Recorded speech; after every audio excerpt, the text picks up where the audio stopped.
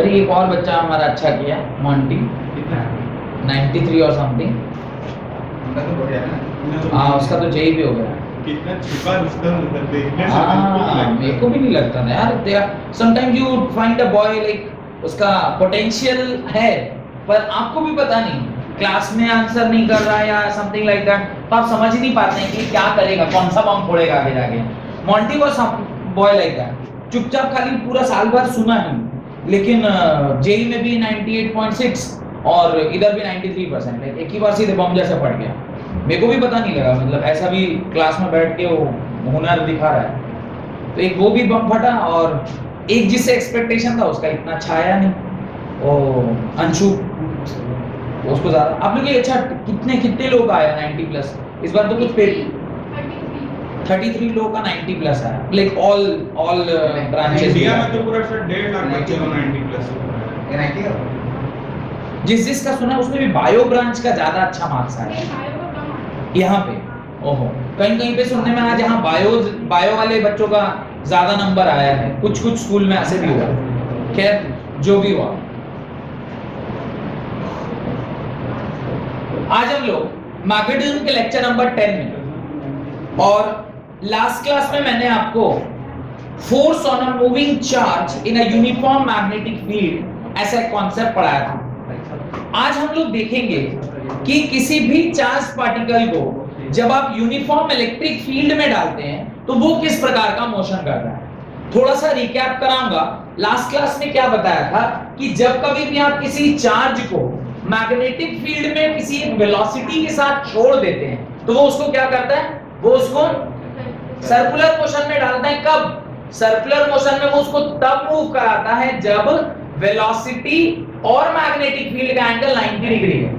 लेकिन जब वेलोसिटी और मैग्नेटिक फील्ड का एंगल 90 डिग्री नहीं है, देयर इज सम एंगल, कुछ थीटा है, इसका दो कंपोनेंट हुआ था, एक हॉरिजॉन्टल कंपोनेंट, एक वर्टिकल कंपोनेंट। वर्टिकल कंपोनेंट उसको क्या कर रहा था, सर्कुलर मोशन पे, हॉरिजॉन्टल कंपोनेंट क्या कर रहा था, आगे बढ़ा रहा था, तो उस पर एक हेलिकल पाथ जनरेट हो रहा था।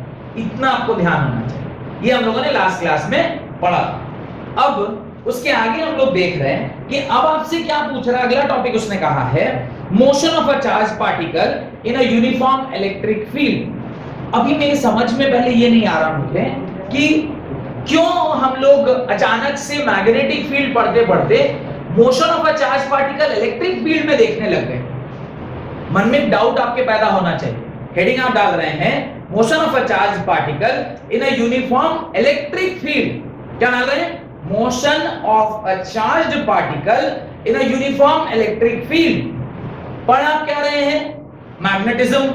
अभी आप कॉन्सेप्ट क्या चेक कर रहे हैं कि चार्ज पार्टिकल इलेक्ट्रिक फील्ड में कैसा मोशन दिखाएगा।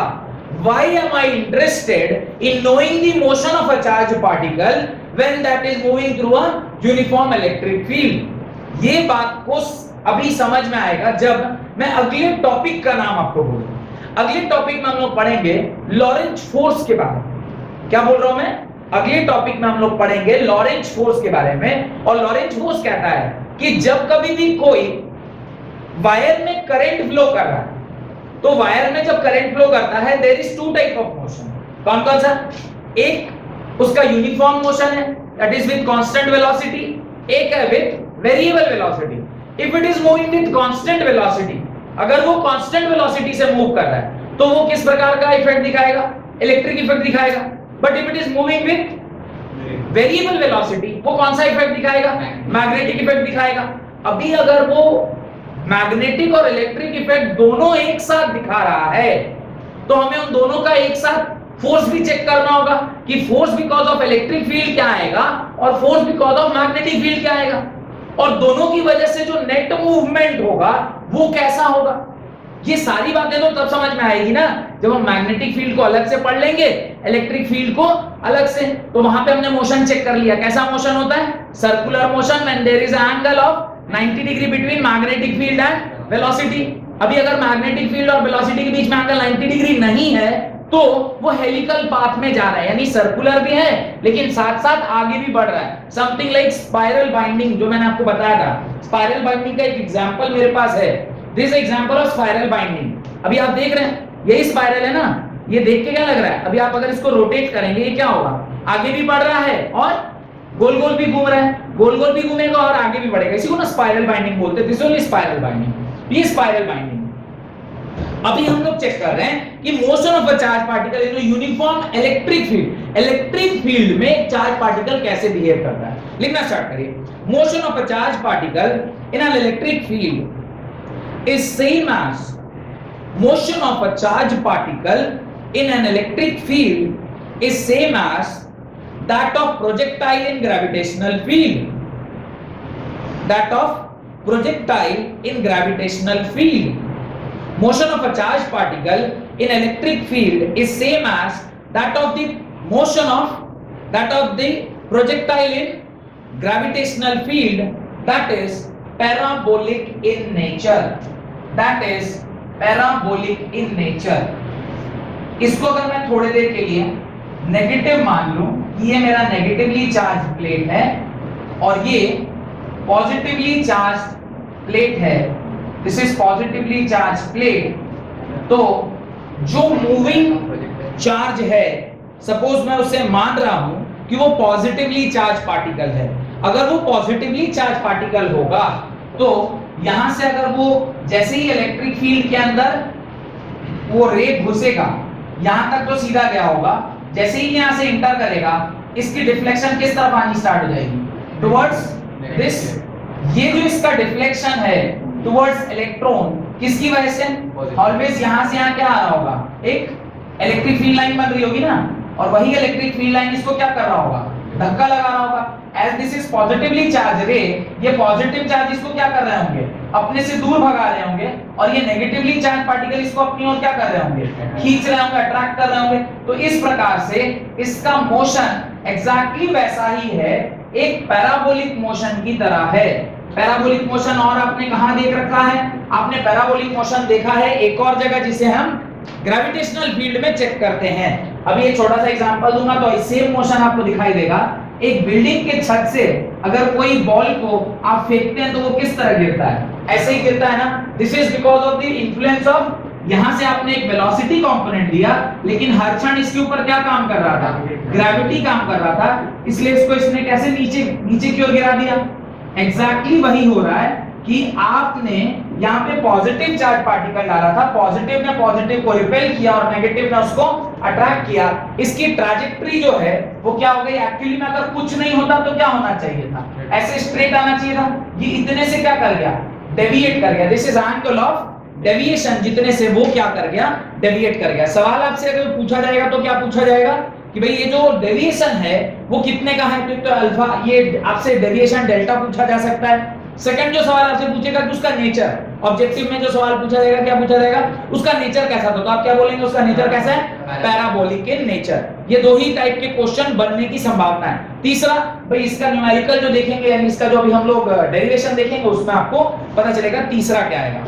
लेकिन इक्वेशन ऑफ ट्रैजेक्टरी उसी के नीचे, या डायग्राम बना लिए तो उसके नीचे, या डायग्राम नहीं बनाया तो पहले लिख लीजिए फिर डायग्राम बनाइएगा, right. Equation of trajectory of a charged particle, equation of trajectory of a charged particle in uniform electric field is given by y is equal to QE by 2mv square, QE by 2mv square x square, where x and y are the coordinates, x and y are the coordinates. This is y coordinate, this is y coordinate, and this is x coordinate. This is y coordinate and this is x coordinate. ये x coordinate है और ये y coordinate।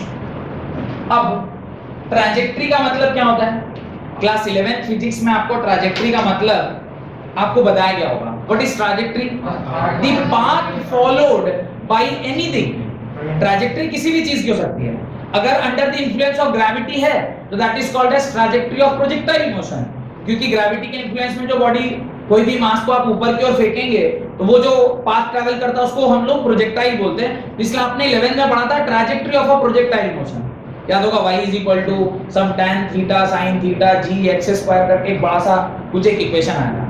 Trajectory किसी भी चीज की जब हम लिखते हैं उसमें एक खास बात होती है। क्या बात होती है? व्हाट इज दैट खास बात? ट्रैजेक्टरी किसी भी पाथ का हम लिखेंगे उसमें एक खास बात होती है। खास बात क्या होती है? एक बहुत खास बात होती है, उसमें टाइम का कोई फैक्टर नहीं होता। whenever you write an expression of trajectory it is always independent of time। बहुत इंपॉर्टेंट लाइन है, इसको कहीं नोट डाल के लिखिए। whenever you write an expression for the trajectory of a path it is always independent of time। it is always independent of time।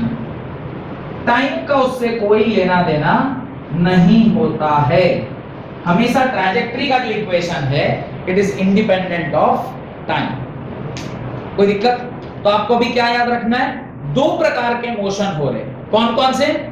एक है magnetic field में सर्कुलर मोशन या हेलिकल मोशन, और इलेक्ट्रिक फील्ड में जो motion है वो कैसा है? Parabolic in nature. आइदर अगर ये नेगेटिवली चार्ज होता तो ऊपर मुड़ जाता, पॉजिटिवली चार्ज होता तो नीचे मुड़ रहा है। ऐसा आपने कहां देखा है बताइए? कोई एक एग्जांपल बताइए जहां पे आपने ऐसा होता हुआ देखा है। जब आप क्लास 11th में स्ट्रक्चर ऑफ एटम पढ़ रहे थे वहां पे कैथोड रे एक्सपेरिमेंट और एनोड रे एक्सपेरिमेंट आपने किया होगा। Discharge tube experiment, canal experiment, उसके अंदर आपको इलेक्ट्रिक फील्ड और मैग्नेटिक फील्ड के अंदर इसको क्या करके देखा गया था? डिफ्लेक्ट करके देखा गया था, और देखा गया था कि ये डिफ्लेक्ट कर रहा है नहीं। और उसी डिफ्लेक्शन से पता चला था ना कि कैथोड रे क्या है?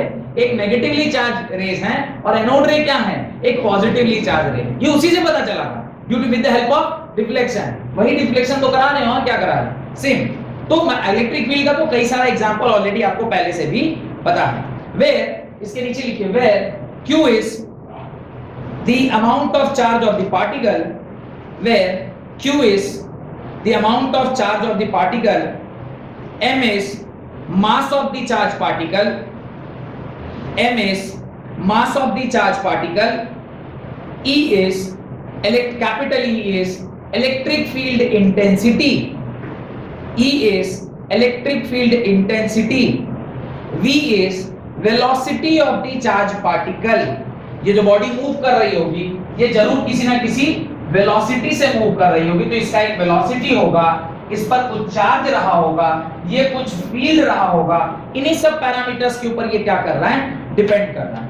तो v is velocity of the charge particle, x distance covered by the particle along the direction of field. x लिखिए, x है ना यहाँ पे एक्सप्रेशन में, x is distance covered by the particle along the field direction, along the field direction, along मतलब through, across।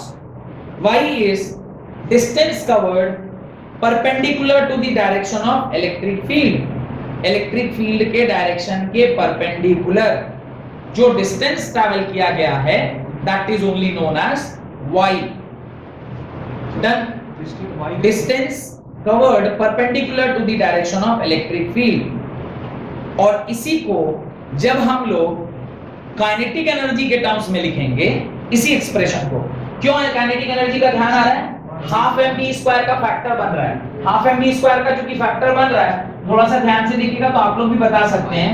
ऊपर तो q ही रखते हैं, इसे हाफ mv स्क्वायर करने के लिए ऊपर 4 करना होगा, ये हो जाएगा 4 into capital K x square. ये एक्सप्रेशन सेम ट्रैजेक्टरी का ही है, पर this time it is in terms of kinetic energy of the particle, kinetic energy of the charge particle.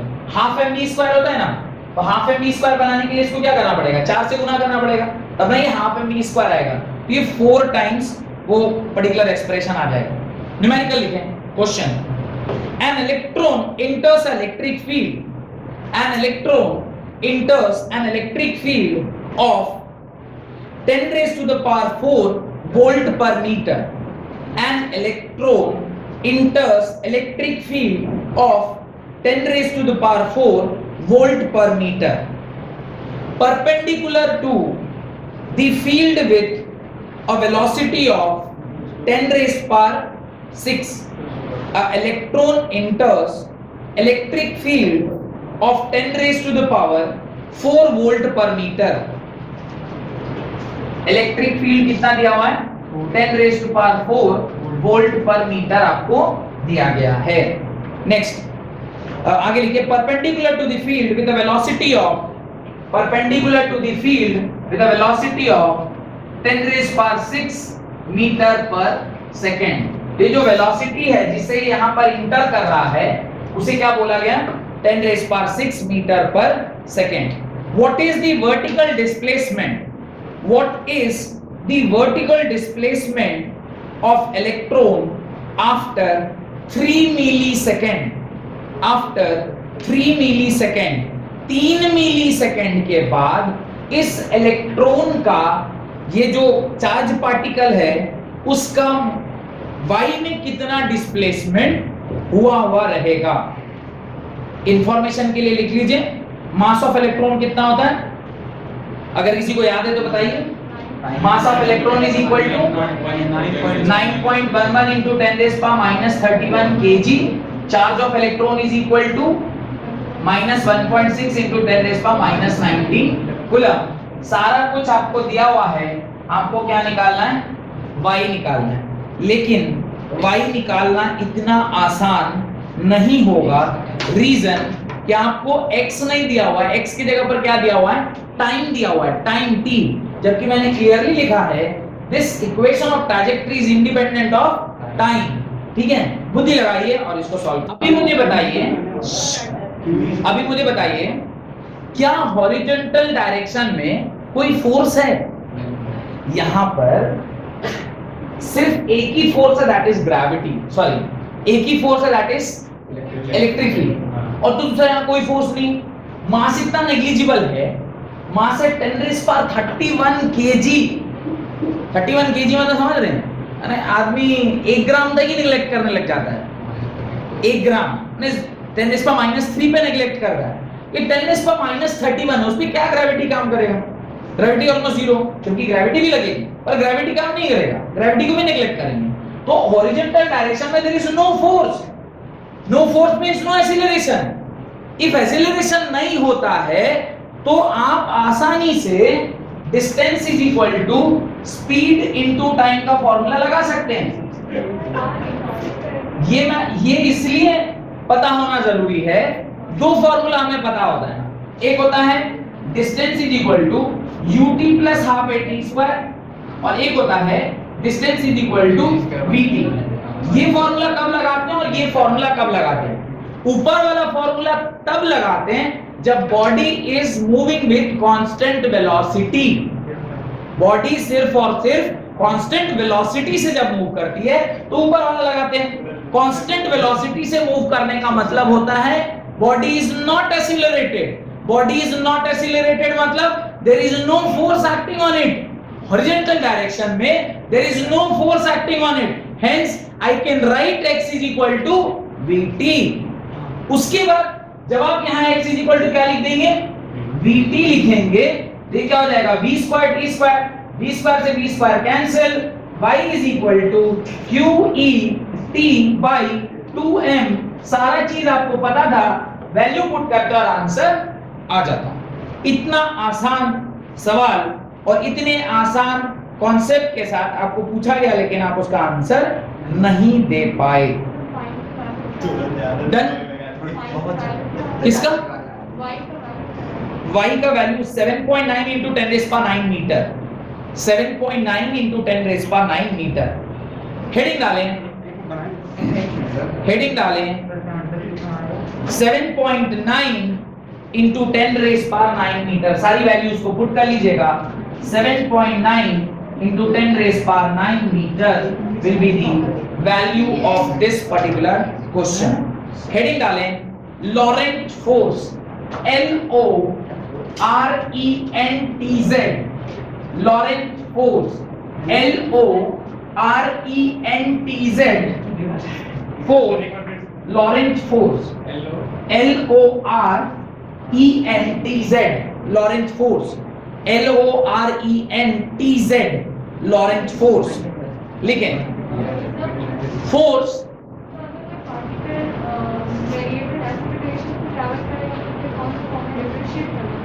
Variable acceleration से अगर वो जा रहा होगा, आपको ट्रैजेक्टरी जो हमने लिखवाया है ये सिर्फ और सिर्फ ऐसे एक्सीलरेशन के लिए जो कि वाई एक्सिस में कांस्टेंट है। अगर मान लीजिए वेरिएबल एक्सीलरेशन आएगा तो पहले आपको सारे फोर्सेस को बैलेंस करके एक्सीलरेशन निकालना होगा, फिर एक्सीलरेशन निकाल के आप दिखाएंगे कि किस प्रकार से वो x के साथ वेरी कर रहा है। वो तभी आएगा जब आप उसको एक x का फंक्शन बनाएंगे एक्सीलरेशन को, उसके बाद 2 बार डिफरेंशिएट करेंगे, तब आप वो x निकाल पाएंगे। 2 बार इंटीग्रेट करेंगे, x से एक बार इंटीग्रेट करेंगे वेलोसिटी, वेलोसिटी को एक बार और इंटीग्रेट करेंगे, आपको x आएगा। उस x पर जिस टाइम पे उसने बोला उस पे पुट करिएगा, तो जो वैल्यू आएगा उसको आप डायरेक्टली x की तरह पे वहां पे यूज कर पाएंगे। तो थोड़ा सा कॉम्प्लिकेटेड केस हो जा रहा है जहां पे वेरिएबल एक्सीलरेशन का केस है। यहां पे वेरिएबल एक्सीलरेशन नहीं है, एक्सीलरेशन है that is constant because the force which is acting is uniform. एक ऊपर पॉजिटिव था, नीचे नेगेटिव था, यूनिफॉर्म लाइंस थे ना। Uniform line means constant force, constant force means acceleration is constant. Constant acceleration का केस हमने लिखा जहां पे आया। अगर वेरिएबल एक्सीलरेशन आएगा तो फिर जैसे बताया वैसे आपको करना पड़ेगा। हेडिंग डालें Lorentz force, LORENTZ, Lorentz force. लिखें force on a moving charge, force on a moving charge in a uniform magnetic and electric field.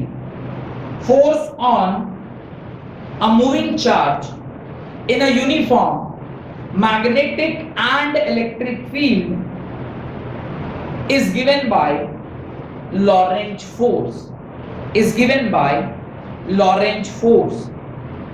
अब मुझे बताइए क्या आपको F मैग्नेटिक पता है? Force in a magnetic field क्या होता है? इसको मैं FM बोल रहा हूं। आपने लास्ट क्लास में इसका डेरिवेशन किया था, V = V क्रॉस B के बराबर। ये आपको पता है? अच्छा, इलेक्ट्रिक फील्ड में जब कभी भी कोई बॉडी रहती है तो उसमें फोर्स क्या निकल के आता है? F = QE के बराबर। QE मतलब क्योंकि चार्ज हम लोग ऐसे डायरेक्टली लिख रहे हैं तो FE इलेक्ट्रिक फील्ड में ये Q इनटू कैपिटल E के बराबर आएगा। यहाँ पे 3 वेक्टर काम कर रहे हैं, एक इलेक्ट्रिक फील्ड का वेक्टर, एक वेलोसिटी वेक्टर और ये एक मैग्नेटिक फील्ड का वेक्टर। लिखे consider a point charge Q, consider a point charge Q moving in presence of both electric and magnetic field, moving in presence of both electric and magnetic field। अभी ध्यान से समझिएगा, ये जो line अभी लिखवाए हैं इसी से आपको पता चलेगा कि इसके पहले वाले 2 टॉपिक हम लोगों ने क्यों पढ़े हैं। क्या बोल रहा है? A point charge Q is moving in presence of both electric and magnetic field। पहले क्या पढ़ाया? when हम charge is moving with magnetic field inside a magnetic field। Second क्या लिखा है? Charge is moving in a electric field. दोनों का हम लोगों ने क्या होता है जब चार्ज इलेक्ट्रिक फील्ड या मैग्नेटिक फील्ड में ट्रैवल करता है। अभी बोल रहा है एक चार्ज है जो electric as well as magnetic field दोनों में उसको छोड़ दिया गया। अब बता रहा है, अब बताइए क्या होगा उसका, क्या नेट फोर्स उसके ऊपर काम करेगा और किस तरह का ट्रैजेक्टरी वो दिखाएगा। बात समझना है? जहां कहीं भी एक साथ इलेक्ट्रिक फील्ड और मैग्नेटिक फील्ड आ जाए, मतलब धीरे धीरे हम इलेक्ट्रोमैग्नेटिक इंडक्शन की ओर बढ़ रहे नहीं बढ़ रहे, सॉरी इलेक्ट्रोमैग्नेटिक वेव की ओर बढ़ रहे नहीं बढ़ रहे। इलेक्ट्रोमैग्नेटिक वेव का डेफिनेशन बताए दे, electric field magnetic field both should be perpendicular. तो जो प्रोपगेशन ऑफ वेव होता है दैट बिकम्स इलेक्ट्रोमैग्नेटिक वेव। अभी धीरे धीरे हम लोग उसी की तरफ बढ़ रहे हैं ना, क्योंकि आगे चल के 8th चैप्टर हम लोग क्या पढ़ना है? Electromagnetic wave. तो धीरे धीरे भी थ्योरी बना रहे हैं उसका। ये एक दिन में नहीं हुआ। लॉरेंज नामक एक साइंटिस्ट आए होंगे, उन्होंने ये सारी चीजों को देखा होगा, देखने के बाद अपना एक फोर्स बनाया होगा। आज फोर्स पैदा हुआ है, ये आज से कुछ चैप्टर्स के बाद या जहां से ये हो रहा है उसके कुछ सालों के बाद उस लॉरेंज फोर्स को यूज करके आप चीजें और अलग-अलग चीजें और ढूंढ पाए होंगे। तो ये लॉरेंज ने ऐसा फोर्स बनाया, right. Positive charge point charge Q moving in the presence of both electric and magnetic field, full stop. Let Q be the magnitude of charge. Let छोटा q be the magnitude of charge.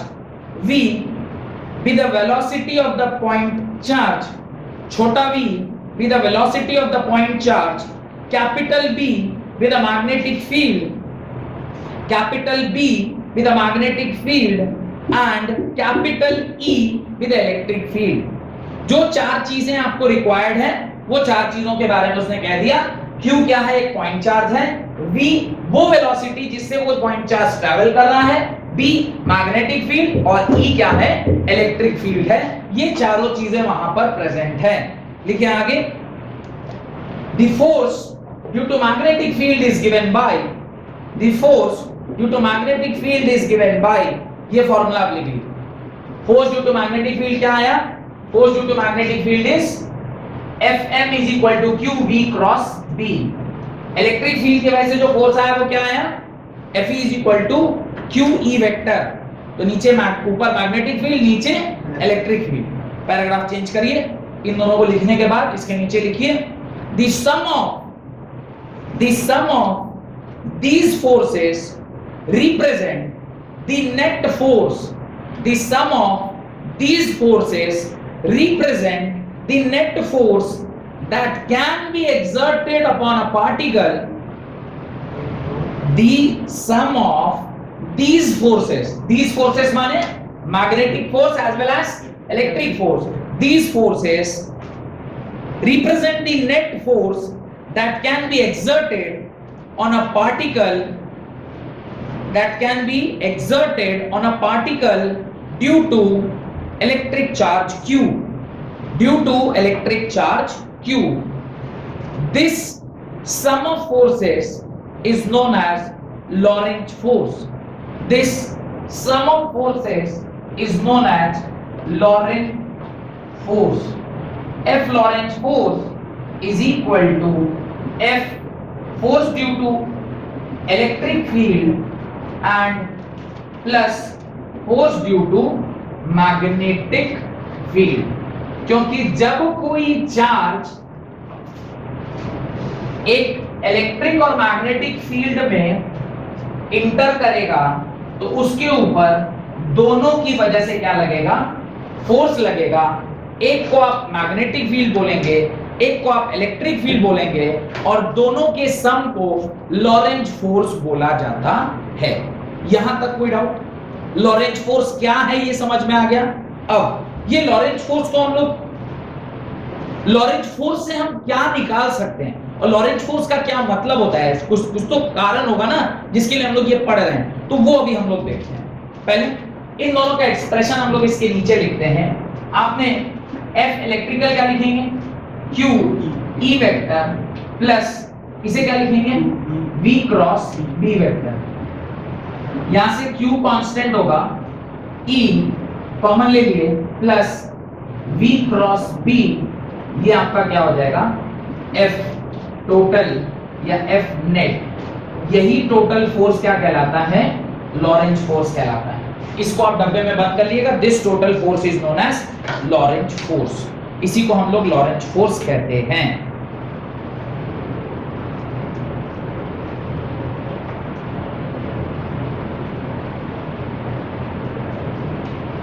कोई दिक्कत? मुझे बताइए, ये जो magnetic field वाला force है ये कब कब जीरो हो सकता है? ये कब कब जीरो होगा? एक ऐसा कंडीशन हो जाए कि मैग्नेटिक फील्ड ही जीरो है तो जीरो होगा। लेकिन अगर हम कह रहे हैं कि मैग्नेटिक फील्ड में वो कब जीरो होगा, तो मैग्नेटिक फील्ड तो जीरो नहीं हो सकता। फिर क्या जीरो होगा? सेकंड क्या चीज जीरो हो सकती है? वेलोसिटी जीरो हो सकती है। यानी अगर मुझे इस कंपोनेंट को जीरो बनाना है, इस कंपोनेंट को मुझे क्या बनाना है? जीरो बनाना है। मुझे दो बातें, दो तरीके से मैं इसे जीरो बना सकता हूं। या तो वेलोसिटी का मैग्नीट्यूड क्या हो जाए? जीरो हो जाए। कोई भी एक और तरीका बता सकता है जिससे कि ये जीरो हो सकता है? हाँ दिया, बताइए कोई एक और तरीका बताइए जिससे ये जीरो होगा। वेलोसिटी भी है, मैग्नेटिक फील्ड भी है, चार्ज तो ऑब्वियसली रहेगा, फिर भी ये जीरो हो जाए। एंगल अगर 0 डिग्री हो गया, क्रॉस प्रोडक्ट है ना, साइन 0 इज 0, यानी angle between the velocity and magnetic field अगर 0 हो जाए तो भी ये क्वांटिटी क्या हो जाएगी? 0 हो जाएगी। यानी सेकंड केस इसमें ये वाला कंपोनेंट 0 होगा, वो तब होगा जब V is parallel to B, VBC direction में और BBC डायरेक्शन में, तो थीटा किसके बराबर हो जाएगा 0 डिग्री, साइन 0 क्या होता है, साइन 0 डिग्री इज 0 के बराबर। तो दो तरीका है जिससे आप मैग्नीट्यूड ऑफ मैग्नेटिक फील्ड को 0 कर सकते हैं। लिखिए, force due to magnetic field, force due to magnetic field depends upon mainly three factors, Q, V and B. Q, V and B. Then the magnetic force will be 0. The magnetic force will be 0. कब कब? Case number 1. The magnetic force will be 0. Case number 1, when the magnitude of velocity is 0 or the charge is at rest. Magnetic force कब कब 0 हो सकता है? तो magnetic force तब 0 होगा जब velocity of this particular particle will be equal to 0, यानी velocity of the charge will be equal to 0, यानी बॉडी किस पर है, यानी वो जो चार्ज है वो किस पर है, रेस्ट पर है। रेस्ट पर हुआ तो उस पे मैग्नेटिक का कोई, ऑब्वियसली आप पढ़े भी हैं, चार्ज अगर रुका हुआ है तो इलेक्ट्रोस्टैटिक का केस है। इलेक्ट्रोस्टैटिक में मैग्नेटिज्म का कोई कांसेप्ट ही नहीं है, स्टैटिक चार्ज में मैग्नेटिज्म का कोई कांसेप्ट नहीं है। चल रहा है चार्ज तो फिर इलेक्ट्रिसिटी और मैग्नेट दोनों पैदा होते हैं। रुके हुए चार्ज से क्या, रुके हुए चार्ज से तो सिर्फ और सिर्फ इलेक्ट्रिक फील्ड पैदा होता है, रुके हुए चार्ज से मैग्नेटिक फील्ड का कोई लेना देना नहीं है। स्टार्टिंग जब हम लोग पूरा ये क्लास 12 किए थे तो वहीं पे ये कॉन्सेप्ट मैंने आपको समझाया था। आगे लिखें, case 2, case 1, when the velocity of the charge particle is 0 or body is at rest, यानी charge is at rest. Point number 2, point number 2, if the angle between velocity and B, angle between velocity and B is equal to 0 degree. Second case 0 और 180, मैंने either पूरा opposite हो जाए या मैंने parallel होना चाहिए, इसलिए मैंने वर्ड क्या लिख दिया, पैरेलल। पैरेलल मींस ऐसे भी anti parallel, these two are parallel, no, this is parallel, this is also parallel lines, these both are parallel lines। तो पैरेलल मींस 0 डिग्री भी और 180 डिग्री भी। उस केस में भी इसका मैग्नीट्यूड क्या हो सकता है, 0 हो सकता है। इसके अलावा तीसरा और कोई केस नहीं है जिससे कि इसका मैग्नीट्यूड क्या हो, 0। देन पॉइंट, थोड़ा अगला पॉइंट में लिखें, the maximum value of magnetic field will be, the maximum value of F magnetic will be V Q into V cross B when theta is equal to 90 degree। theta 90 होगा तो क्या होगा, Q VB sin theta, Q VB sin 90, sin 90 is 1, that is Q VB के बराबर। This is the maximum value of force for a magnetic force. Maximum value of magnetic force is given by QVB के बराबर, QVB के बराबर। Done. यहां तक कोई दिक्कत है तो पूछिए, नो प्रॉब्लम। चलिए, हाँ, यूनिफॉर्म और uniform magnetic field, yes yes yes, we are not reading about non uniform electric field and non uniform magnetic field। फिर वहां पे इतना आसानी से आप नहीं निकल पाएंगे, फिर there will come integration and वो complicated हो जाएगा, तो वहां पे हम लोग नहीं जा रहे। we all are considering both to be field as uniform field, तो uniform field, right। तो जब कभी भी आपको टोटल फोर्स को मैक्सिमाइज करना है, क्या बोल रहा हूं मैं, ध्यान से सुनिएगा, जब कभी भी मुझे टोटल फोर्स को मैक्सिमम बनाना है, ये तभी होगा जब वेलोसिटी और बी के बीच का एंगल कितना होना चाहिए, 90 डिग्री। बिकॉज QE ये तो इलेक्ट्रिक फील्ड है और ये साथ साथ में उसमें चार्ज का मल्टीप्लिकेशन है। ये तो इसका मैक्सिमम होने का कोई फैक्टर है नहीं। Electric field is also constant, this is also constant, ये तो वेरिएबल क्वांटिटी है नहीं। वेरी जो कर रहा है वो एक ही चीज कर रहा है, that is angle between q and v। और वेलोसिटी, वेलोसिटी अगर जीरो है तो कहानी खत्म। और एल्स अगर वेलोसिटी नहीं भी जीरो है लेकिन अगर एंगल एज 0 डिग्री हो जाए या फिर 180 डिग्री हो जाए तो भी वो जीरो हो सकता है।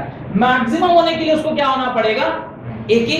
तो आप लिखिए व्हेन, क्या कुछ लिखा नहीं, in order to maximise the value of Lorentz force, in order to maximize the value of Lorentz force, in order to maximize the value of Lorentz force, the angle between velocity vector and the angle between velocity vector and magnetic field vector is 90 degree, is 90 degree। उसको 90 degree होना चाहिए, तभी वो लोग दोनों क्या होंगे, maximum होंगे। और जो मैक्सिमम वैल्यू आएगी F टोटल की वो क्या होगी, लिख लीजिए F total is equal to QE plus QVB, और Q कॉमन लेंगे तो आएगा E प्लस VB के बराबर, E प्लस VB के बराबर। This is the total force का मैक्सिमम वैल्यू, ये इसका मैक्सिमम वैल्यू है। क्यों मैक्सिमम वैल्यू हुआ, अब मेरे ख्याल से आपको लॉजिक वाइज क्लियर हो गया होगा। डन। छोटा सा टॉपिक है वेलोसिटी सेलेक्टर, और फिर हम लोग ये वाला जो पार्ट ऑफ ये है वो खत्म हो जाएगा, और अगली क्लास में हम लोग फिर सीधे मैग्नेटिक फोर्स और टॉर्क कैसे कैलकुलेट करते हैं। और मैंने शायद इसके बारे में हिंट भी दिया होगा कि टॉर्क क्यों कैलकुलेट कर रहे हैं फोर्स का, बिकॉज अल्टीमेटली मेरे को इस चैप्टर में मोटर पढ़ना है। मोटर तभी चलेगा जब उसमें क्या लगेगा, टॉर्क लगेगा। तो पहले आपने फोर्स पढ़ा, फोर्स को कहां पढ़ रहे हैं, in presence of electric and magnetic field, यानी दोनों फील्ड है। दोनों फील्ड क्यों होगा, क्योंकि अगर चार्ज है तो इलेक्ट्रिक फील्ड भी प्रोड्यूस करेगा, और आप मैग्नेट लगा दीजिएगा तो मैग्नेटिक फील्ड भी हो गया। इलेक्ट्रिक और मैग्नेटिक फील्ड्स में किसी भी चार्ज के ऊपर क्या होता है, फोर्स लगता है। वो फोर्स कैसे पता चलता है, लॉरेंट्ज के द्वारा। अभी ये फोर्स को किसी एक सेंट्रीपिटल पॉइंट से कुछ दूरी पर रख दीजिएगा तो क्या कर जाएगा, टॉर्क लगाने लग जाएगा। टॉर्क लगाएगा तो वो क्या करेगा, घूमेगा, घूमेगा तो क्या बन जाएगा, मोटर बन जाएगा। तो अल्टीमेटली आपको वहां तक पहुंचने के लिए अभी धीरे स्टेप बाय स्टेप आप क्या कर रहे हैं, उसका एक एक चीज को समझते हुए आगे बढ़ रहे हैं। समझ आ रहा है।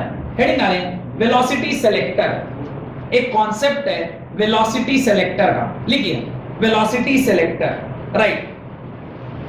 Net force in presence of magnetic and electric field is given by, net force in presence of magnetic and electric field is given by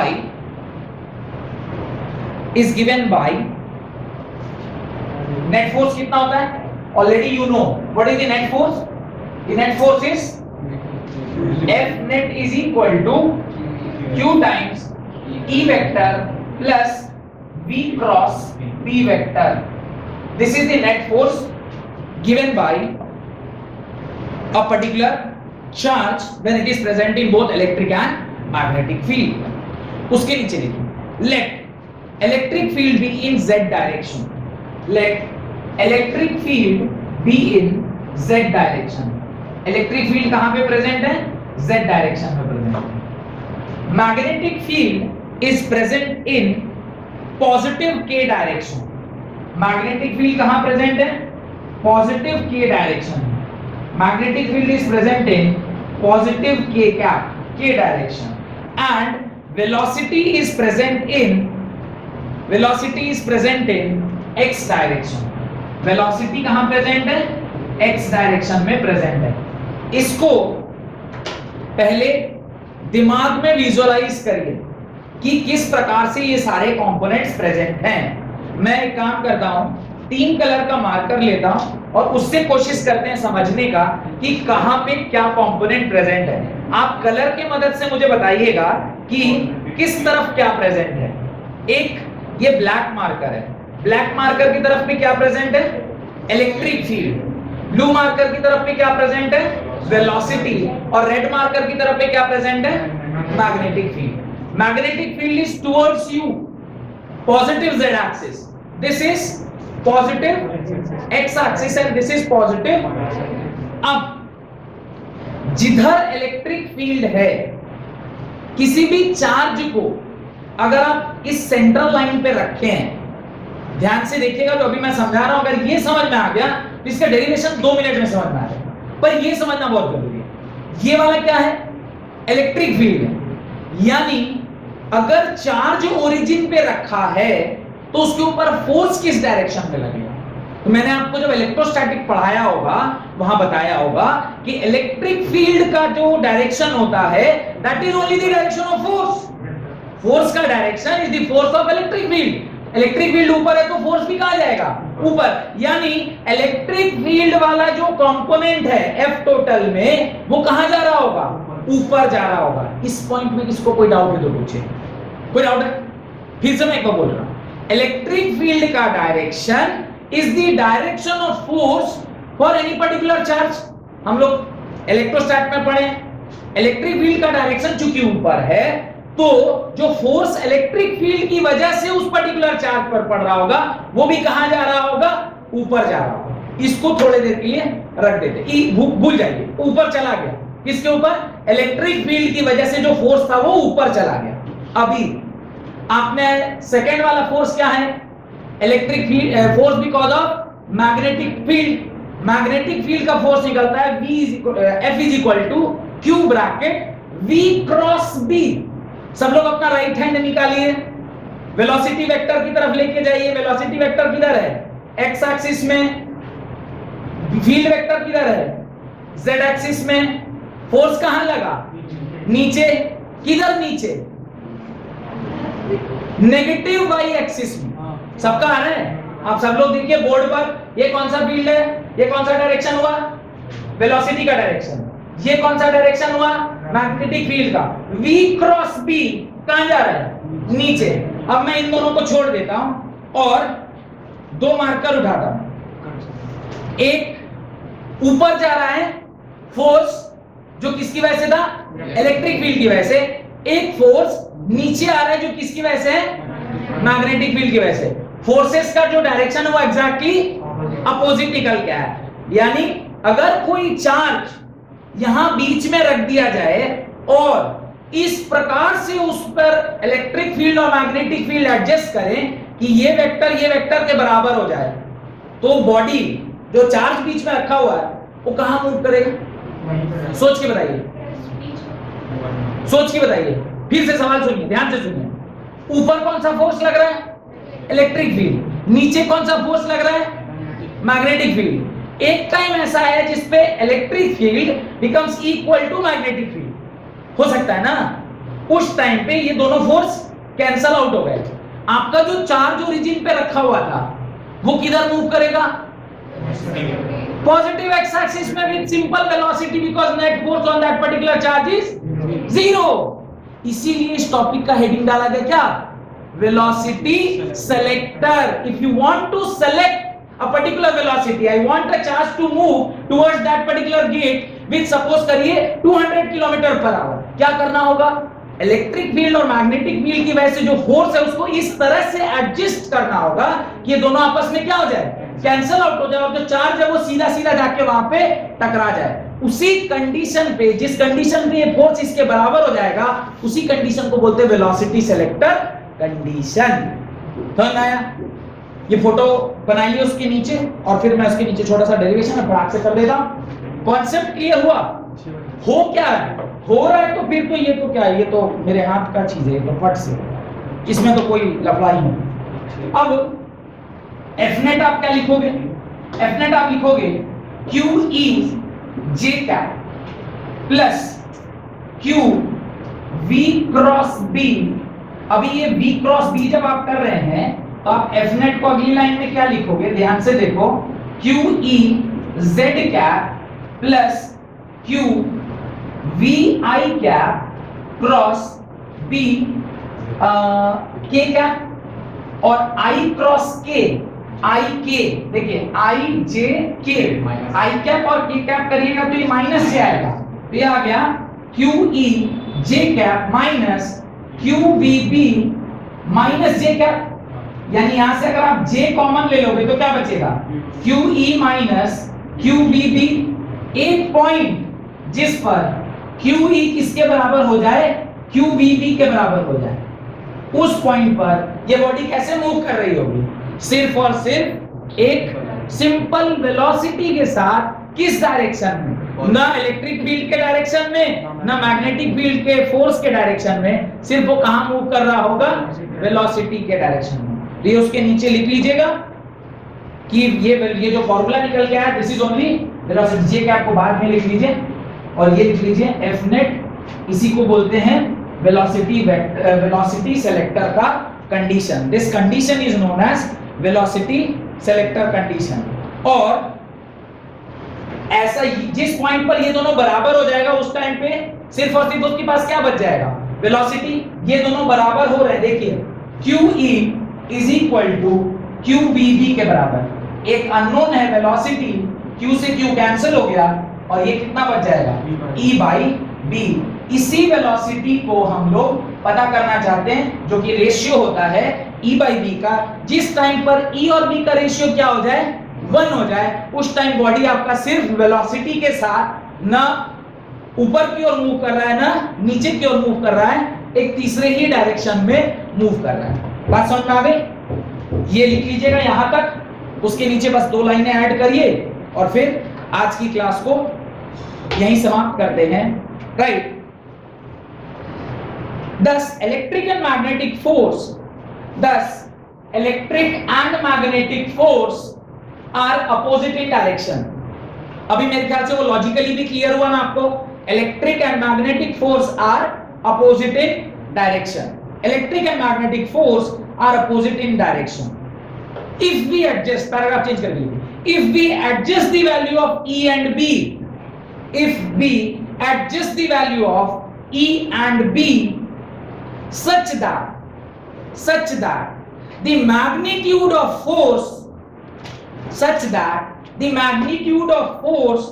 becomes equal, then the total force on the charge is 0.